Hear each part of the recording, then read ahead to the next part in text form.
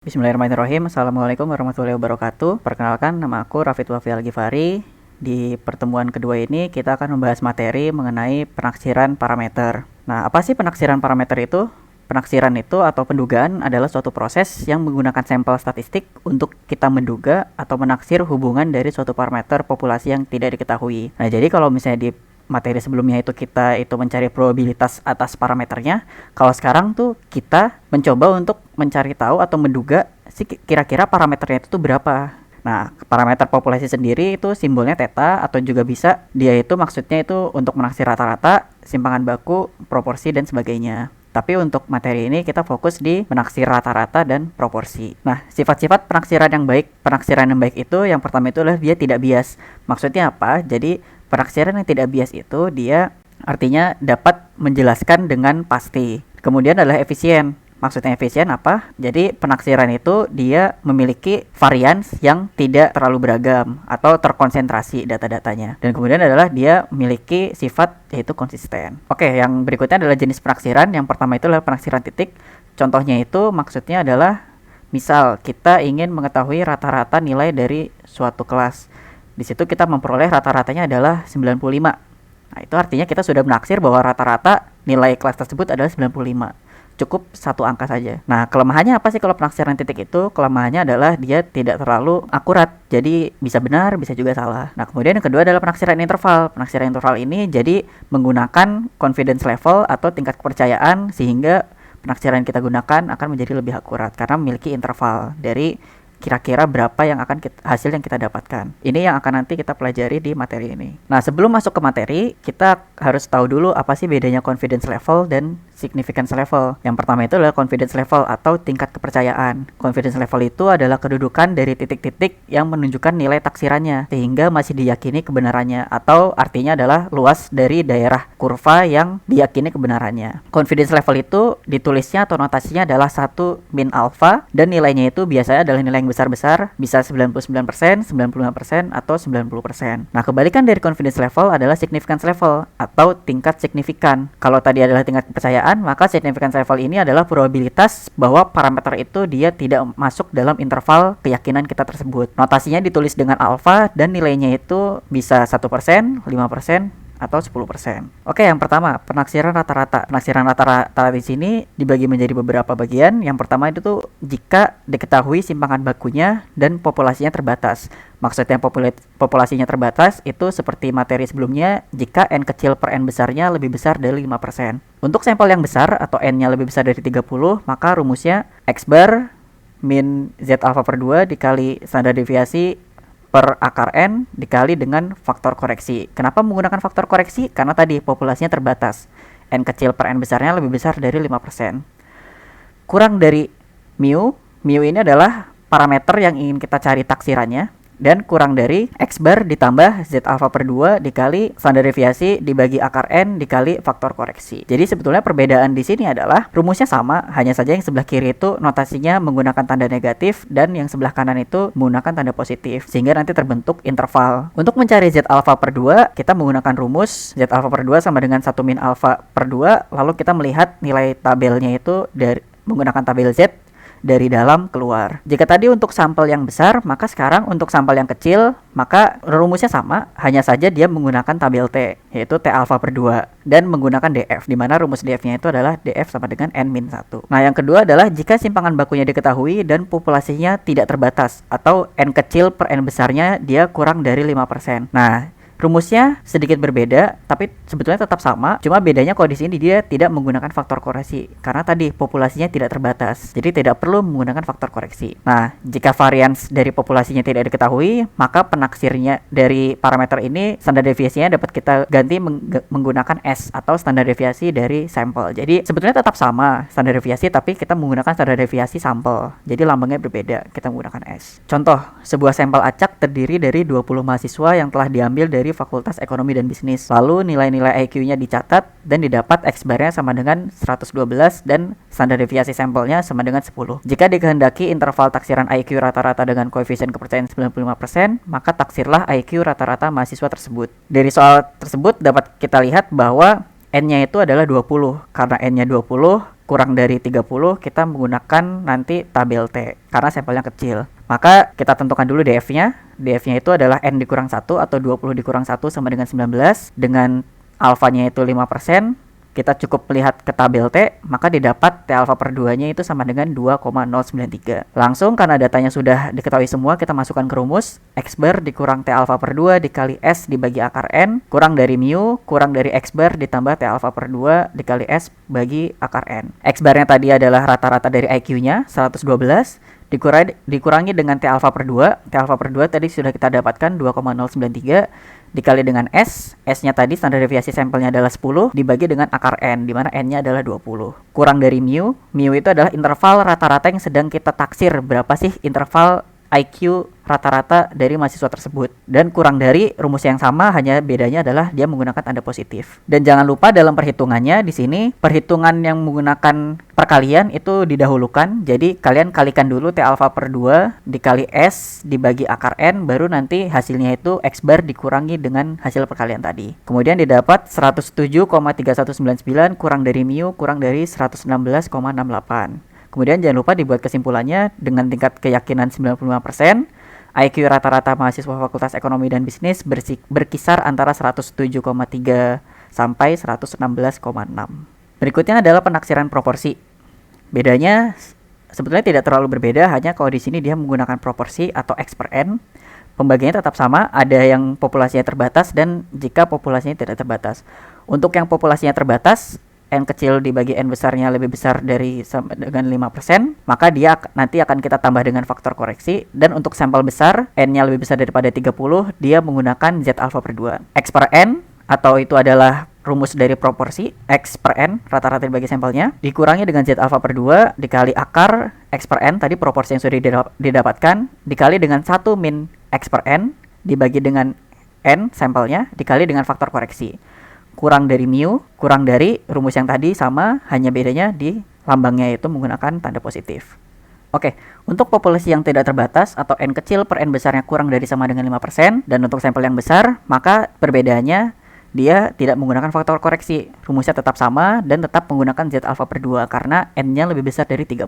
Nah, jika sampelnya nanti kecil atau sampelnya itu kurang dari sama dengan 30, maka kita cukup ganti Z alfa per 2-nya dengan T alfa per 2. Contoh, dalam sebuah penelitian diambil sampel acak berukuran N sama dengan 1500. Jadi diambil sampel sebanyak 1500. Kemudian dari sampel tersebut kita kelompokkan, kita ambil lagi 550 orang untuk tergolong kategori A. Taksirlah ada berapa persen anggota masyarakat berumur 15 tahun ke atas yang termasuk ke dalam golongan A dengan tingkat signifikan 5%, alfa 5%. Nah, untuk menjawabnya, pertama kita hitung dulu proporsinya. Tadi kita sudah tahu bahwa sampelnya adalah 1500 dan kita mengambil lagi di dalam sampelnya itu sebanyak 550 untuk masuk ke kategori A. Artinya X per N itu sama dengan 550 dibagi 150, kita dapat 0,36 atau 36%.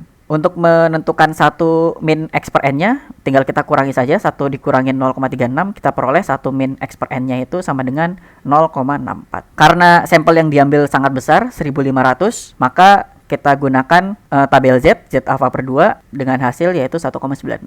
Kemudian kita tinggal masukkan ke rumus, X per N dikurangi Z alfa per 2 dikali akar dari X per N dikali 1 min X per N dibagi dengan N, kurang dari mu, kurang dari pi. Nah, di sini menggunakan pi, bukan menggunakan mu karena penaksiran proporsi. Kurang dari rumus yang tadi, cuma berbedanya di sini menggunakan tanda positif. Kita masukkan hasilnya dan diperoleh hasilnya adalah 0,34 kurang dari pi kurang dari 0,38. Nah, kemudian kesimpulannya adalah dengan tingkat kepercayaan atau interval kepercayaan 95%, proporsi anggota masyarakat yang termasuk golongan A akan berada di interval 34% dan 38%. Nah, kemudian adalah penaksiran selisih rata-rata. Di sini ada beberapa kondisi. Kondisi pertama adalah apabila standar deviasinya yang pertama sama dengan standar deviasi yang kedua dan besarnya diketahui.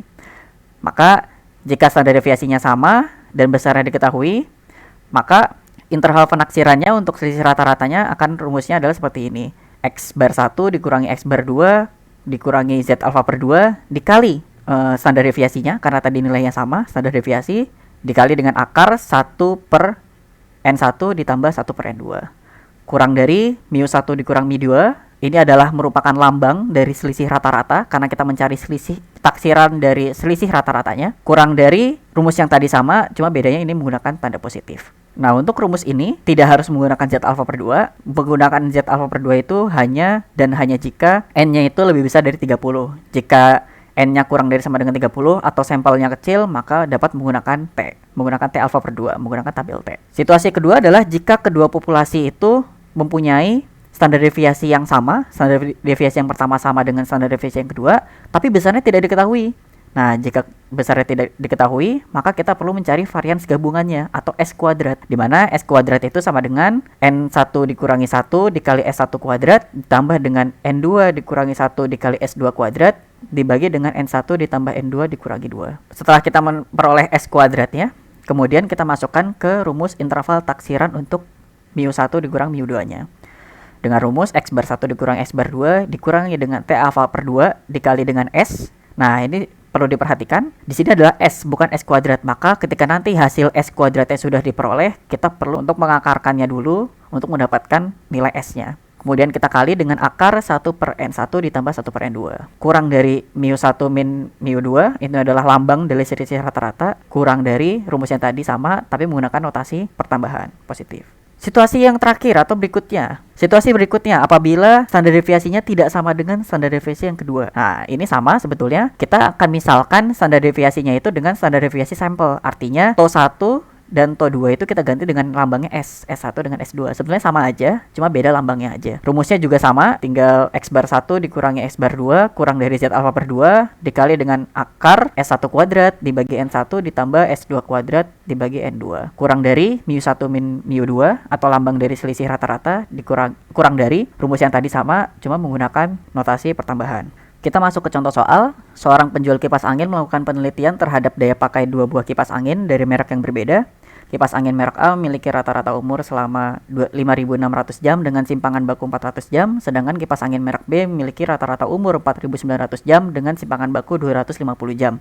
Apabila diambil sampel acak sebanyak 280 unit, berapakah selisih rata-rata umur kedua merek tersebut dengan tingkat signifikan 5%. Oke, kita tulis dulu diketahuinya. Kita peroleh bahwa sampelnya itu untuk kedua kipas adalah 280 unit. Untuk rata-rata kipas pertama itu sebesar 5.600 jam, kipas yang kedua itu 4.900 jam, dan standar deviasi kuadrat. Nah, kenapa kuadrat? Karena di sini standar deviasinya sudah diketahui, dan untuk memudahkan dimasukkan ke rumus, kita langsung kuadratkan dulu. Standar deviasi kuadratnya itu yang untuk kipas pertama 160.000 jam, dan standar deviasi kuadrat untuk kipas yang kedua adalah 62.500 jam. Nah, dengan tingkat signifikan 5%, maka dapat kita peroleh di sini hasil di tabel Z-nya itu adalah 1,96. Kenapa menggunakan tabel Z? Karena tadi N-nya lebih besar dari 30, sampelnya besar. Maka rumus selisih rata-ratanya adalah, kita langsung masukkan saja ke rumus, X bar 1 min X bar 2 itu 5.600 dikurangi 4.900 dikurangi Z alpha per 2 1,96 dikali akar dari TO X kuadrat per NX kuadrat ditambah TO Y kuadrat dibagi NY kuadrat. Tadi simpangan baku kuadrat dari kipas angin pertama adalah 160.000 jam, dan simpangan baku kuadrat dari kipas yang kedua adalah 62.500 jam dengan sampel masing-masing 280. Kurang dari mu X dikurangi mu Y dikurang dari rumus yang sama, cuma bedanya menggunakan notasi tambah. Hasilnya diperoleh 644,748 kurang dari mu X min mu Y kurang dari 755,25. Maka kesimpulannya, selisih rata-rata daya pakai kedua kipas angin tersebut dengan tingkat kepercayaan 95% adalah 644,7488 jam sampai dengan 755,2512 jam. Kemudian yang terakhir adalah penaksiran selisih proporsi. Di sini rumusnya sebetulnya sama. Yang membedakan adalah ketika jumlah sampelnya untuk N1 dan N2-nya dia lebih besar dari 30, maka kita menggunakan Z alpha per 2. Rumusnya untuk yang pertama P1 min P2 itu adalah lambang dari proporsi dikurangi dengan Z alpha per 2 dikali akar P1 dikali 1 min P1 dibagi N1 ditambah P2 dikali 1 min P2 dibagi N2 kurang dari P1 min P2. Ini adalah lambang dari selisih proporsi kurang dari rumus yang tadi sama, cuma bedanya di sini menggunakan pertambahan. Nah, jika N1-nya kurang dari sama dengan 30 dan N2-nya kurang dari sama dengan 30, maka rumusnya sama, hanya dia tidak menggunakan Z alpha per 2 tapi menggunakan T alpha per 2, menggunakan tabel T. Nah, kemudian muncul pertanyaan, gimana ceritanya kalau N1-nya itu kurang dari 30, tapi N2-nya lebih besar dari 30. Maka kita menggunakan tabel Z, menggunakan Z alfa per 2 karena di perhitungan tersebut sudah melampaui dari jumlah sampelnya, yaitu sudah termasuk sampel besar karena sudah ada yang mencapai lebih dari 30. Dua sampel acak yang telah diambil terdiri dari 500 pria dan satu lagi 700 wanita yang mengunjungi sebuah pameran. Ternyata 325 pria dan 400 wanita senang dengan pameran tersebut. Dengan kepercayaan 95%, tentukanlah perbedaan persentase pria dan wanita yang mengunjungi pameran tersebut dan senang dengan pameran tersebut. Karena sampelnya besar, lebih dari 30, kita menggunakan Z alfa per 2 dengan tingkat kepercayaan 95%, kita peroleh nilai Z alfa per 2-nya adalah 1,96. Persentase pria yang menyenangi pameran tersebut. Tadi kita tahu bahwa pria yang menyenangi itu ada 325, dari total pria itu ada 500 orang. Maka kita peroleh proporsi pria yang senang dengan pameran tersebut sebesar 0,65. Sedangkan persentase wanita yang menyenangi pameran atau lambangnya P2, dari totalnya sebanyak 700 wanita, yang senang itu 400. Maka diperoleh proporsinya sebesar 0,57. Kita langsung masukin ke rumus. Kita masukkan P1 min P2 0,65 dikurangi 0,57 dikurangi Z alfa per 2 1,96 dikali akar dari P1 dikali 1 dikurangi P1 atau berarti 0,65 dikali dengan 1 dikurangi 0,65 yang artinya itu adalah 0,35 dibagi dengan jumlah total pria, jumlah total sampel pria yaitu sebanyak 500 ditambah dengan P2 0,57 dikali dengan 1 min P2, di mana 1 min P2 itu adalah 0,43 dibagi dengan sampel wanita. Sampel wanita sebanyak 700. Kurang dari P1 min P2, kurang dari rumus yang tadi sama, cuma menggunakan notasi pertambahan. Maka kita peroleh hasilnya yaitu adalah 0,024 kurang dari P1 min P2 kurang dari 0,136. Maka kesimpulannya dengan tingkat keyakinan 95%, perbedaan persentase pria dan wanita yang mengunjungi pameran dan menyenangi pameran tersebut berkisar antara 2,4% dan 13,6% atau hingga 13,6%. Oke, sekian materi mengenai penaksiran parameter, rata-rata, proporsi, selisih rata-rata dan proporsi. Sampai berjumpa di study group berikutnya.